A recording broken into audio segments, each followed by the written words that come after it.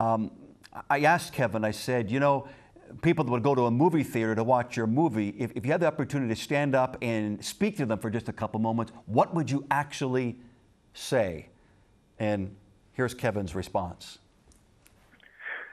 I think that, you know, it depends on the non-believing audience. I think that there's enough of a background noise of Christianity in the culture that everybody's pretty familiar with what Christianity is. And I think a lot of people who would put themselves in a non-believing category probably grew up in a home with at least one believing parent or relative or that sort of thing. And so we're rapidly becoming a post-Christian nation in many ways, but there's still the vestiges of Christianity everywhere.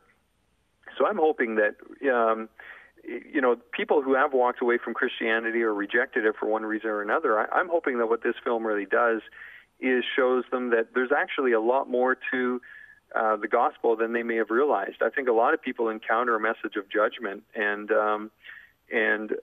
even this notion of if they don't meet a certain criteria, they're damned.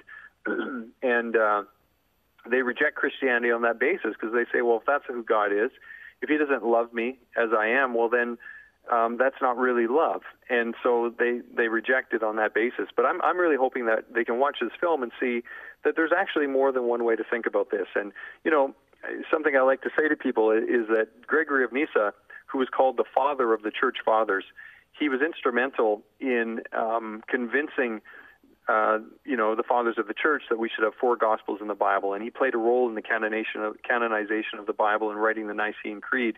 And believe it or not, he actually didn't believe that hell was eternal. He believed that all people would be reconciled to God.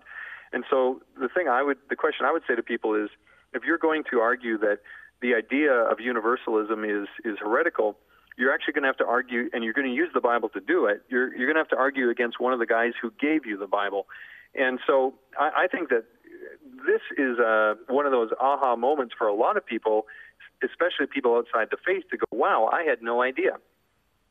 This is really interesting. I want to delve into this more.